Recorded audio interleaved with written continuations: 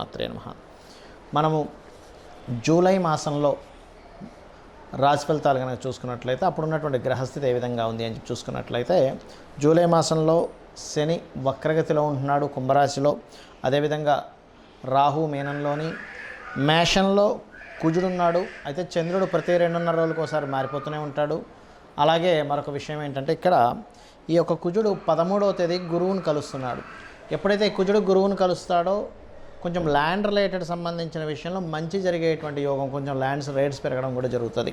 అదేవిధంగా ఇక్కడ మనకి మిథునంలో రవి శుక్ర గ్రహాల యొక్క స్థితి, ఆ రవి 15వ తేదీకి కర్కాటకంలోకి రావడము, అదేవిధంగా శుక్రుడు 7వ తేదీ కర్కాటక రాశిలోకి రావడము, బుధుడు కర్కాటక రాశిలో ఉంటూ 20వ తేదీకి మనకి మన సింహంలోకి వస్తున్నాడు. అదేవిధంగా కన్యారాశిలో కేతువు యొక్క సంచారం జరుగుతుంది.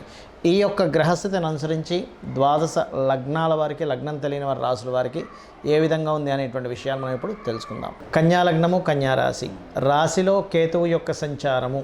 కేతువు ఎప్పుడైతే రాశిలో ఉన్నాడో తెలియని ఒక వైరాగ్యాన్ని క్రియేట్ చేస్తూ ఉంటాడు. కాకపోతే చిన్న వైరాగ్యం అనేటువంటిది ఉంటుంది. మరియు 20వ తేదీ వరకు ఉండేటువంటి రాశ్యాధిపతి బుధుడు చర్రాశుల్లో ఉన్నందుకు వ్యాపార నిమిత్తమై మీరు చేసేటువంటి ప్రయాణాలు చక్కగా యోగిస్తాయి. మరియు బ్యాంకింగ్, గవర్నమెంట్ రిలేటెడ్ ఫైనాన్స్ రంగాల్లో ఉద్యోగ ప్రయత్నాల కోసం చేసేటువంటి వారికి ఇది సరైనటువంటి సమయం. కాకపోతే ఏ ఉద్యోగ ప్రయత్నమైనా 15వ తేదీ లోపలే చేయండి. ఫైనాన్షియల్ గ్రోత్ అయితే అందులో ఎటువంటి డౌట్ లేదు ఉంది. కాకపోతే లగ్నంలో కాస్త కేతువు యొక్క సంచారం జరుగుతుంది కాబట్టి కొంచెం చేసే ప్రయత్నాల్లో కొన్ని ఆటంకాలు వస్తూ ఉంటాయి. కొత్త అగ్రిమెంట్స్ చేస్తారు, అన్నదమ్ముల యొక్క సహకారం ఉంటుంది, 3వ స్థానం మీద శుభగ్రహాలు దృష్టి ఉంది కాబట్టి. మరియు అదేవిధంగా ఇక్కడ కొంచెం రియల్ ఎస్టేట్ మూలంగా ధనయోగము, లేనట్లయితే రైతులకి అగ్రికల్చర్ మూలంగా కొంతవరకు ఫైనాన్షియల్ బాగా కలిసి రావడం ఇటువంటి బ్రహ్మాండంగా గోచరిస్తున్నాయి. సంతానం కోసం ప్రయత్నం చేసేటువంటి వారు కాస్త శని వక్రగతి అయి 5వ స్థానాన్ని చూస్తున్నాడు కాబట్టి కొంచెం మీరు చేసే ప్రయత్నాలు ఆలస్యం అవుతూ ఉంటాయి. ఆ యొక్క ప్రయత్నాలు మీకు సక్సెస్ అవ్వాలి అని అనుకుంటే కనుక మీరు చేయవలసినటువంటిది కాలభైరవ అష్టకం ఎక్కువగా చేయండి. మరియు అదేవిధంగా అప్పులు తీరుతాయి ఈ వక్రగతి వల్ల. వివాహ సంబంధించిన విషయంలో మొదటి వివాహం ఏదైనా కొన్ని కారణాల వల్ల డిస్టర్బెన్స్ అయినటువంటి వారు రెండో వివాహం కోసం ప్రయత్నం చేసేటువంటి వారికి సప్తమాధిపతి భాగ్యంలో ఉండడం అనేటువంటిది ఒక రకంగా మంచి ఫలితాలు ఇస్తుంది. కాకపోతే ఈ భాగ్యంలో 2 గ్రహాలు ఉండడం అనేటువంటిది 15వ తేదీ తర్వాత మీకు ఉద్యోగ మార్పుల్ని సూచిస్తుంది. అయితే ప్రమోషన్స్ రిలేటెడ్ సంబంధించినవి కూడా ఏదైనా సరే మీరు 15వ తేదీ లోపలే ప్రయత్నించండి. జలరాశుల్లోకి ఎప్పుడైతే రవి ఎంటర్ అవుతాడో లాభంలో ఉన్నట్టే ఉంటుంది, కానీ జలరాశిలో ఉండడం వల్ల ఇదిగో మీకు ప్రమోషన్ ఇస్తాం అనుకుంటేనే లేట్ అవుతూ ఉంటుంది. బికాస్ ఆఫ్ మీ లగ్నంలో కేతు కూడా ఒక పక్క ఎప్పుడైతే సంచరిస్తున్నాడో ఈ యొక్క ఫలితాలు ఈ రకమైనటువంటి ఫలితాలు ఇస్తూ ఉంటాయి. కాబట్టి మీరు ఎక్కువగా కాలభైరవ అష్టకం చేసుకుంటూ, మీకు దగ్గరలో గణపతి ఆలయం ఉన్నట్లయితే గణపతికి ఆరాధన చేసుకుంటూ గోవుకి గ్రాసము తినిపించండి. అన్ని విధాలా మీకు బాగుండడం జరుగుతుంది. శని మకర రాశి, కుంభరాశిలో ఉండి మకరం వైపు వక్రించున్నాడు. దీనివల్ల పర్టికులర్గా ఏంటంటే ప్రపంచవ్యాప్తంగా, దేశవ్యాప్తంగా కొంత కెరియర్ రిలేటెడ్ సంబంధించిన విషయంలో కొంత గ్రోత్ ఉంటుంది. అదేవిధంగా కొంత స్ట్రెస్ ఉంటుంది దేశవ్యాప్తంగా, ప్రపంచవ్యాప్తంగా కూడా. అయితే ఇక్కడ ఈ శని వక్రగతి అనేటువంటిది ముఖ్యంగా ఇంకా వేటి మీద చూపిస్తుంది. అందరూ అసలు ఏం చేసుకోవాలి చూసుకున్నట్లయితే ఎప్పుడైనా గుర్తుపెట్టుకోండి, శని భగవానుడు రాశి మారిన, నక్షత్రం మారినప్పుడు కానీ, వక్రగతి చెందినప్పుడు కానీ, పాపగ్రహాల మధ్యన కానీ శుభగ్రహాల మధ్యన కానీ చేరినప్పుడు మనకి దానిలో ఒక మార్పుని ఇస్తాడు ఖచ్చితంగా. అంటే కర్మకారకుడు, న్యాచురల్ కర్మకారకుడు ఆ యొక్క మార్పుని ఇచ్చినప్పుడు దాని యొక్క ఫలితాల్లో అనేకమైనటువంటి మార్పులు వస్తాయి. ఇది ముఖ్యంగా దేశ రాజకీయాల మీద ప్రభావం చూపిస్తుంది శని వక్రగతి అనేటువంటిది. అదేవిధంగా రెండవది ఏంటంటే జాబ్స్, ఎంప్లాయ్మెంట్స్, వీటి మీద ఒక పాజిటివ్నెస్ని కూడా ఇస్తుంది, అందులో ఎటువంటి సందేహం లేదు. ఆర్థిక వ్యవస్థ సంబంధించిన విషయంలో అనేకమైన మార్పులను ఇస్తుంది. అయితే ఈ శని వక్రగతి పర్సనల్ చార్ట్ మీద ఎఫెక్ట్ పడకుండా ఉండాలి అంటే ముఖ్యంగా మీరు చేసుకోవాల్సినటువంటి ముఖ్యమైనటువంటి అంశం ఏమిటి అంటే శనివారాలు వీలైనంత మటుకు అన్నదానం చేయండి. దీనివల్ల ఏమవుతుందంటే శని వక్రగతి యొక్క ప్రభావం తగ్గి మీకు పాజిటివ్ అనేటువంటి జరుగుతుంది. అలాగే బెల్లము గోవుకు తినిపించడము, మధ్యాహ్నం పూట నిద్రపోవడం అనేటువంటిది ఎక్కువగా చేయకూడదు.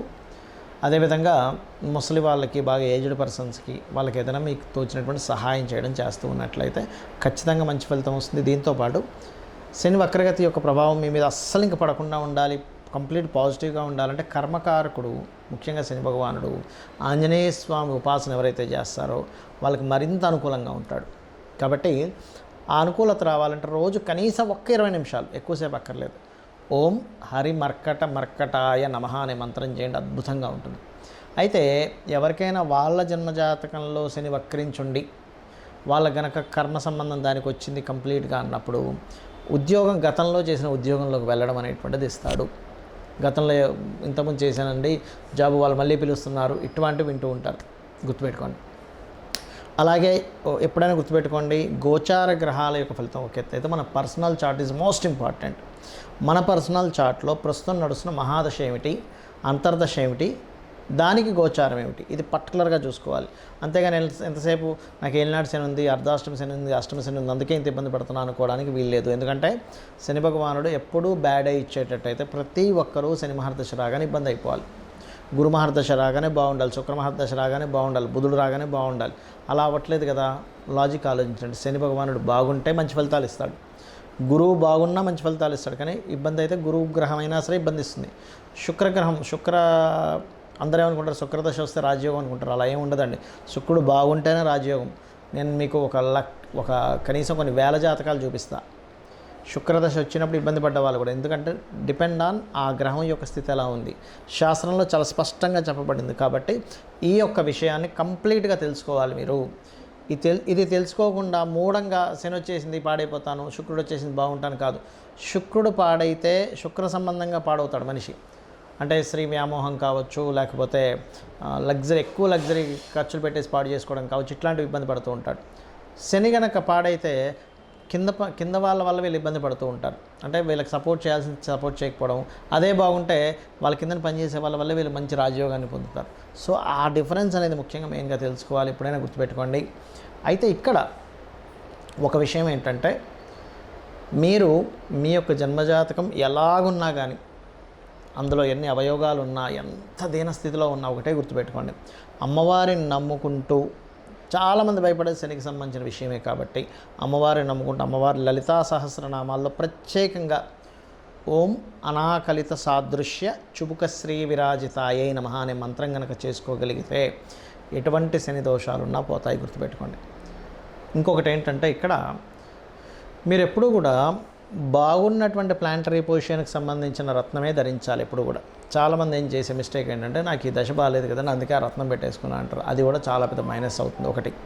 రెండవది, మీకు ఏ గ్రహం అయితే పాడైందో ఆ గ్రహ సంబంధించిన వ్యాపారము ఉద్యోగాల్లోకి వెళ్తారు, అది కూడా పెద్ద మైనస్ అవుతుంది. మీకు ఏ ప్లానెట్ బాగుందో దానికి సంబంధించిన దాంట్లోకి వెళ్ళండి, అప్పుడు బాగుంటుంది. గురువు బాగున్నాడు టీచింగ్స్లోకి వెళ్ళండి, బుధుడు బాగున్నాడు వ్యాపారంలోకి వెళ్ళండి, శుక్రుడు బాగున్నాడు ఫ్యాషన్ డిజైనింగ్ దాంట్లోకి వెళ్ళండి, చంద్రుడు బాగున్నాడు ఫుడ్ రిలేటెడ్ దాంట్లోకి వెళ్ళండి, రవి బాగున్నాడు ఆరోగ్యం దాంట్లోకి వెళ్ళండి. చాలామంది చేసే మిస్టేక్ ఏంటంటే, చంద్రుడు బాగోపోతే వెళ్ళి ఫుడ్ బిజినెస్ చేస్తుంటారు. బాగోలేని చంద్రుడికి సంబంధించిన బిజినెస్ చేస్తే ఏమవుతుంది, మీ లైఫ్ కూడా పాడైపోతుంది. అదేవిధంగా చాలామంది పార్ట్నర్షిప్స్ విషయంలో కొన్ని తప్పిదాలు చేస్తూ ఉంటారు. అవతల వాళ్ళ జాతకం ఎట్లా ఉంది, అసలు వాళ్ళకి ఆ దాని పరంగా ధనయోగం ఉందా లేదా చూసుకోకుండా వీళ్ళకి బాగుంది కదా అని వెళ్ళిపోతారు. అక్కడ ఏమైపోతుంది, వాళ్ళకి బాగోపోవడం వల్ల మీకు కూడా ఇబ్బంది పడుతూ ఉంటుంది, ఎఫెక్ట్ పడుతూ ఉంటుంది. గుర్తుపెట్టుకోండి, మీ వల్ల వాళ్ళకి బాగుంటుంది మళ్ళీ, ఎప్పుడు కూడా గుర్తుపెట్టుకోండి.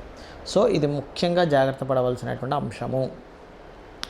అలాగే మరొక విషయం ఏంటంటే, ఇక్కడ మీరు నిత్యము కనుక ఇంట్లో పూజ చేసుకోగలిగితే, నిత్యము ఏదైనా ఒక ఆలయానికి కనుక వెళ్ళగలిగితే, నిత్యము లలితా సహస్రనామాలు చేసుకోగలిగితే, మీ గ్రహస్థితితో సంబంధం లేదు. గ్రహస్థితి మీకు ఇచ్చేటువంటి, మీ కర్మ బట్టి వచ్చేటువంటి బ్యాడ్ రిజల్ట్స్ చాలా తక్కువ స్థాయిలో వస్తాయి. మీకు వచ్చేటువంటి కొద్దో గొప్ప మీ యొక్క జాతక చక్రంలో ఉండే యోగం 100% మంచి రిజల్ట్ ఇవ్వడానికి తోడ్పడుతుంది. కాబట్టి ఇవి చేసుకొని మీ యొక్క జీవితాన్ని ఆనందమయం చేసుకుంటారని కోరుకుంటూ శ్రీమాత్రే నమః.